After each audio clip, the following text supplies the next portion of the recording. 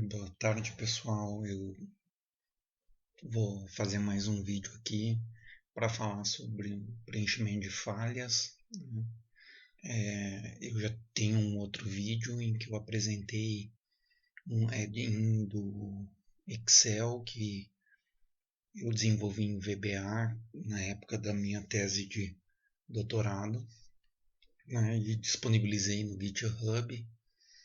E ultimamente alguns alunos de pós têm me procurado para auxiliar na adaptação desse add-in. Eu já tinha feito uma migração dele para o Python, mas estava dentro do QGIS, né, numa aplicativo lá de precipitação média também, que eu também tinha desenvolvido no doutorado. Mas esse add-in estava programado muito para uma questão particular da minha tese, em que eu queria fazer o preenchimento para um número X de estações. E eu tinha adotado um índice, né, de distância e de correlação entre as estações, ou seja, então que um índice para escolha de estações para preenchimento que dependeria do inverso da distância e da correlação entre as estações. E lá no meu trabalho eu usei especificamente 5 estações para realizar o preenchimento das épocas em que tivesse falhas na série.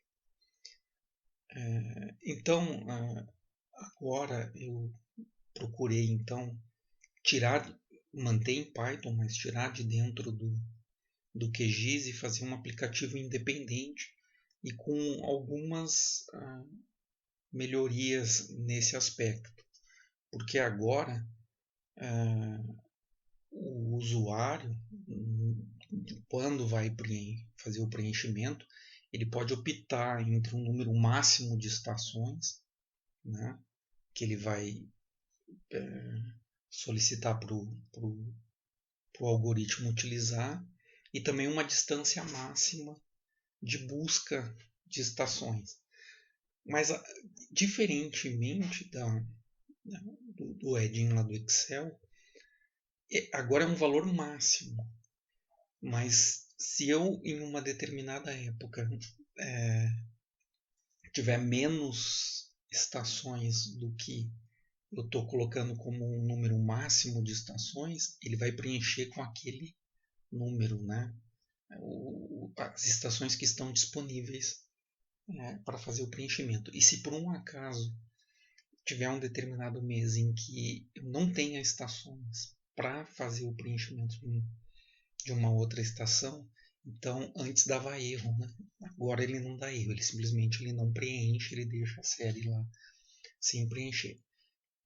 E então, e além disso, quando salvar o resultado, né, do preenchimento de falhas, ele vai salvar junto um arquivo log em que vai ter um relatório de que para cada época, para cada estação que foi realizado um preenchimento, ele vai indicar quais foram aquelas estações utilizadas para realizar aquele preenchimento. Também vai estar os códigos fontes vão estar no GitHub, e eu criei um instalador também, e o instalador eu vou deixar, como não tem espaço o arquivo é muito grande para botar no GitHub, eu botei no Google Drive. Eu vou deixar na descrição aqui o link para fazer o download do instalador, que daí ele já instala e fica pronto para utilizar. Então eu vou abrir aqui o programa, né?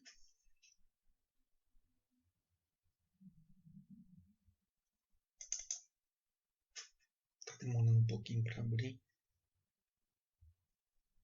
Então ele abre aqui, e tem aqui uma janela de créditos e também a licença, né, que você pode replicar aí de acordo com a licença, né? E a gente está desenvolvendo essas ferramentas agora no âmbito lá onde eu trabalho no UFSCar, mas no âmbito do GTT de hidroinformática que nós criamos dentro do Instituto de Estudos Avançados da Universidade Federal de São Carlos.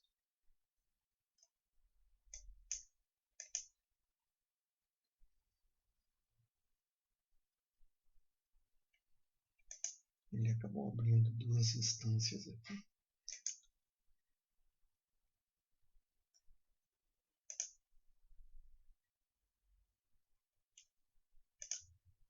Tá. Então ele tem essa cara aqui, né, então aquela janela de créditos. E como é que a gente vai funcionar? Da mesma forma que funcionava lá no QGIS. Eu carrego um arquivo CSV, então eu venho aqui numa determinada pasta onde está o arquivo. Então eu vou ter um arquivo CSV em que tem lá, da mesma forma, né, uma coluna índice de datas para todas as épocas da série, e depois cada coluna tem a sua respectiva estação, né, com o índice de colunas com os códigos da estação. Então eu abro esse arquivo CSV e automaticamente ele lê aqui todo o arquivo e coloca as séries aqui, né?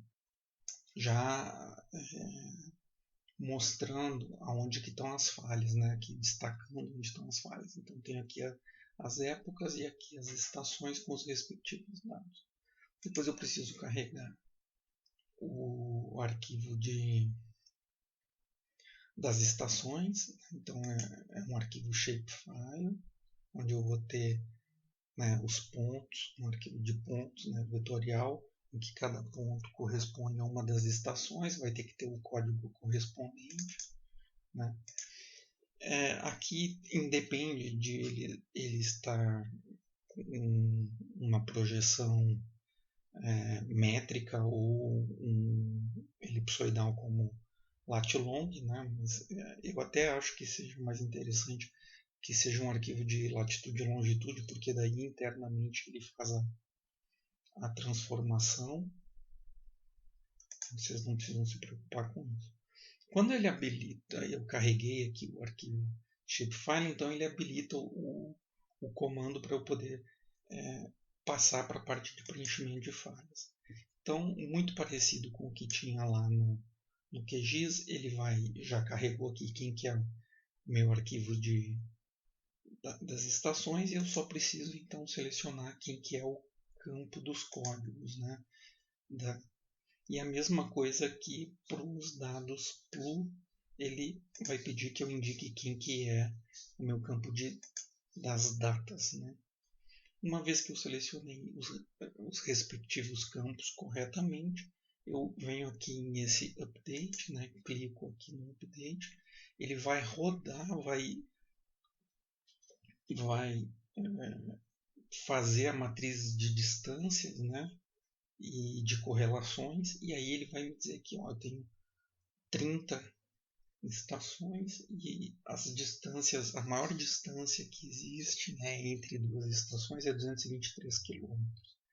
Então agora eu preciso definir aqui um número máximo de estações que eu posso usar.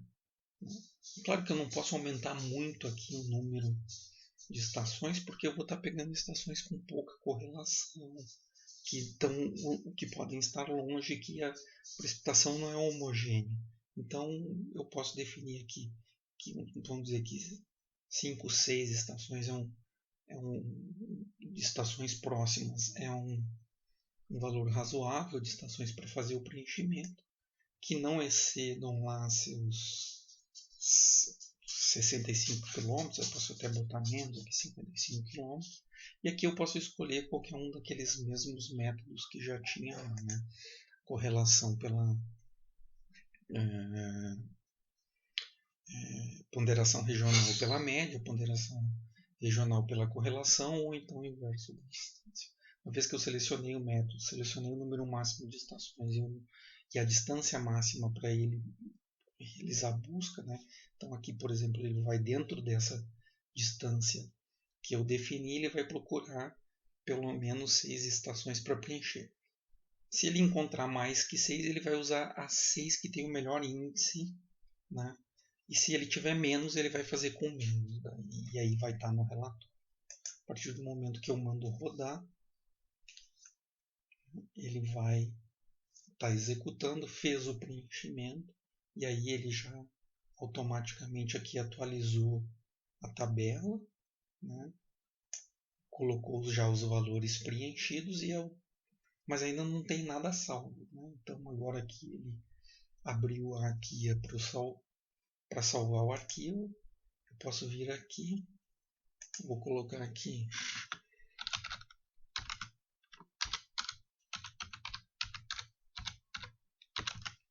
um nome de arquivo, vou mandar salvar e ele salvou, e aí ele já limpa tudo aqui porque já fica pronto para uma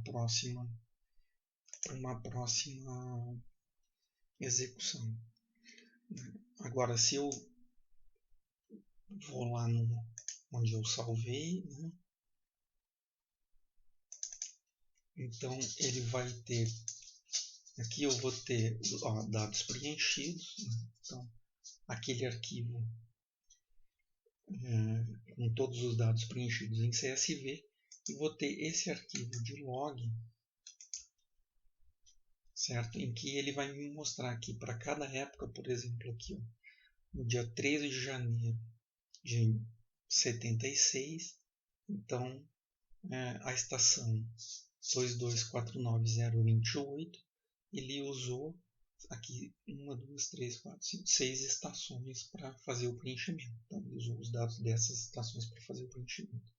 Vejam que dentro da distância, né, e que a gente limitou ali, tem algumas estações, por exemplo a 028, né, para essa época aqui, de 9 de janeiro de 71, ele acabou que só tinham 3 estações disponíveis para preencher. Isso antigamente, né, no outro código lá, dava um erro, né, porque ele procurava sempre 5 naquele caso. Né? E agora aqui então ele não dá o erro. Vamos ver se apareceu alguma aqui que não preencheu.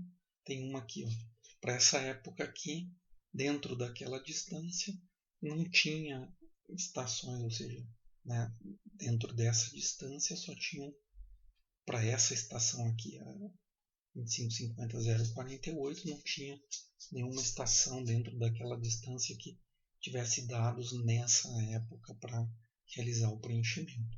Então, aí aqui o que se pode fazer é aumentar, né, ou não usar esses dados aqui, ou então aumentar a distância, né, para esses dados que não forem preenchidos. Isso aqui provavelmente é uma estação que está mais afastada das demais. Né? Então, acaba que aí ele não encontra nenhuma estação para preencher. E aí tem o relatório de todas as épocas que tinham falhas, de como elas foram preenchidas. Né? Então agora tem essa possibilidade então de aumentar ou diminuir o número máximo de estações. Ele não vai dar erro quando não tiver esse número de estações que for selecionadas. Ele vai pegar aquelas disponíveis, isso vai ficar registrado no relatório. E além do mais, também você pode trabalhar com uma determinada distância, que é para que, né, estações de uma região que não seja homogênea acabem preenchendo dados de uma outra estação. Então é sempre bom que se mantenha aí uma distância que não seja muito grande para que seja feito o preenchimento das estações. Então acho que agora com esse aplicativo independente que está rodando fora do Excel, fora do QGIS, né, tem um instalador e com essas flexibilidades aqui que podem ser feitas, né, acho que dá uma melhorada aí na ferramenta para que sejam feitos essas consistências e preenchimento de falhas. Né. Acho que é um up em relação ao que já estava tendo e também bem mais fácil